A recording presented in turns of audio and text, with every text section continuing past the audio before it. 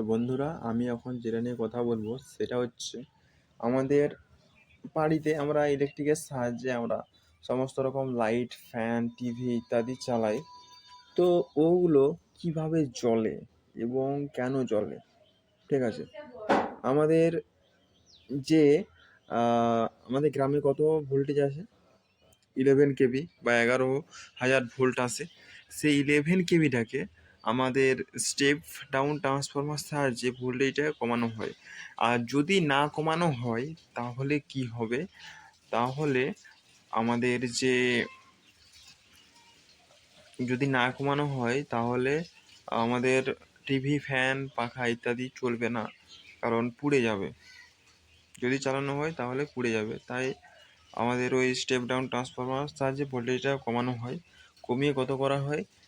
তোমার 240 ভোল্ট বা single phase এবং 440 ভোল্ট বা 3 ফেজ করা হয়।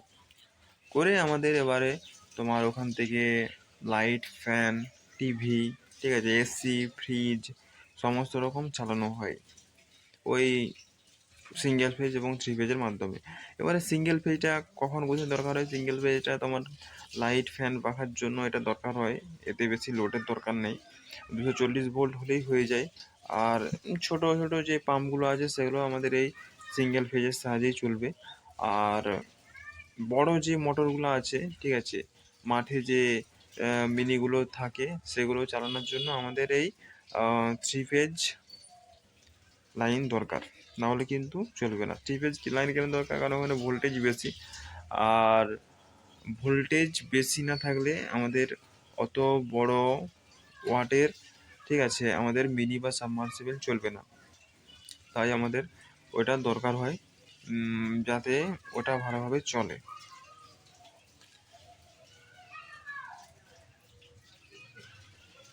এবারে আমাদের কি আছে? ওই আমাদের স্টেপ ডাউন ট্রান্সফরমার আমাদের বাড়িতে যে আছে কারেন্টটা, মানে কি ভোল্টেজ আছে। আর কারেন্টটা কোথায় উৎপন্ন হয়? তারের মাধ্যমেই উৎপন্ন হয়। মানে উদাহরণস্বরূপ বলছি, একটা সার্কিট, একটা বাল্ব আছে। একটা বাল্বটাকে একটা ব্যাটারির পজিটিভ টার্মিনাল এবং নেগেটিভ টার্মিনালের সাথে যুক্ত করা হয়েছে। তো ওই বাল্বটা কখন গ্লো করবে? যখন তাকে কেউ ধাক্কা দেবে। কে ধাক্কা দেয়? ভোল্টেজ। ঠিক আছে, ভোল্টেজের এটাই হলো কাজ। ইলেকট্রনকে ধাক্কা দেওয়াই হলো ভোল্টেজের কাজ। ঠিক আছে, মানে ইলেকট্রন যখন ওই তারের, ইলেকট্রন তো অবশ্যই তাকে তারের মাধ্যমে, এবং তাকে যখন ধাক্কা দেওয়া হয় তখন সে একটার দিকে যেতে শুরু করে। ঠিক আছে, আর ইলেকট্রনগুলো যখনই একটা দিকে ফ্লো হয় তখন ওখানে তোমার কারেন্ট জেনারেট হয়, এবং কারেন্ট জেনারেট হলে, ঠিক আছে, একটা বাল্ব জ্বলবে বা অন্য কিছু জিনিস, সেটা মোটর হতে পারে, ফ্যান হতে পারে, টিভি হতে পারে, সেটা কিন্তু অন হবে। ঠিক আছে, যখনই ওটার মধ্যে দিয়ে ইলেকট্রনস ফ্লো হবে। কিন্তু তুমি যদি একটা প্লাস্টিক বা একটা পিভিসি পাইপের মাধ্যমে যদি ওই কারেন্টটা ফ্লো করাতে চাও, কি হবে? হবে না, কারণ ওখানে ইলেকট্রনস নাই, খুব কম থাকে, একটা দুটো থাকে। তাই ওটার মধ্য দিয়ে আমাদের ইলেকট্রনস ফ্লো হবে না। ইলেকট্রনস নাই আর কি ফলো হবে? ভোল্টেজ তুমি যতই দাও, ঠিক আছে, ওখানে ইলেকট্রনস না থাকার জন্য সেখানে আমাদের তোমার কারেন্ট ফ্লো হবে না। অ্যাকচুয়ালি ইলেকট্রনস ফ্লো হবে তবে তো কারেন্ট ফ্লো হবে। ইলেকট্রনস ফ্লো না হলে কারেন্ট ফ্লো ওখানে হবে না, এটা কিন্তু মনে রাখতে হবে। তাই যেখানে আমাদের ইলেকট্রনস আছে, জানো কি, মানুষের শরীরের মধ্যে ইলেকট্রনস আছে। পৃথিবীর সব পদার্থের মধ্যে ইলেকট্রনস আছে, কম বেশি আছে। তো সব থেকে বেশি আছে তোমার অ্যালুমিনিয়াম, গোল্ড, কপার, এগুলোর মধ্যে ইলেকট্রনস বেশি আছে। আর মিডিয়াম আছে তোমার, ওই মিডিয়াম বলতে তোমার অ্যালুমিনিয়াম, ঠিক আছে, এটাও ভালোই আছে। আর কপার, এগুলো ভালোই আছে। কিন্তু গোল্ড, সিলভার, ঠিক আছে, এগুলো একটু বেশি থাকে। আর কম আছে বলতে তোমার যে পিভিসি, মাইকা, উড, প্লাস্টিক, এগুলোই কম থাকে। কিন্তু থাকে, একটা দুটো থাকে, কিন্তু এগুলো কারেন্ট ফ্লো হবে না।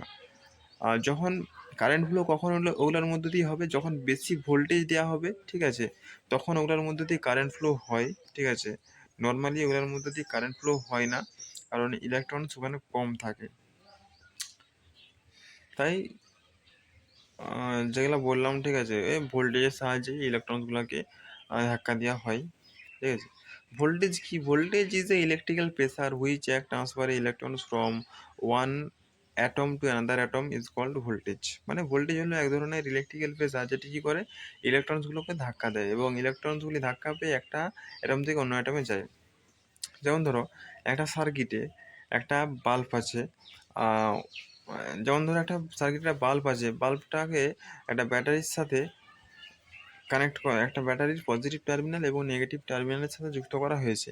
তো এই বাল্বটা কখন গ্লো করবে? যখন ওই তারের মধ্য দিয়ে কারেন্ট ফ্লো হবে। কারেন্ট কখন ফ্লো হবে? যখন ওই তারের মধ্য দিয়ে ইলেকট্রনস ফ্লো হবে। এবং ইলেকট্রনস কখন ফ্লো হবে? যখন তাকে কেউ ধাক্কা দেবে। কে ধাক্কা দেয়? ভোল্টেজ।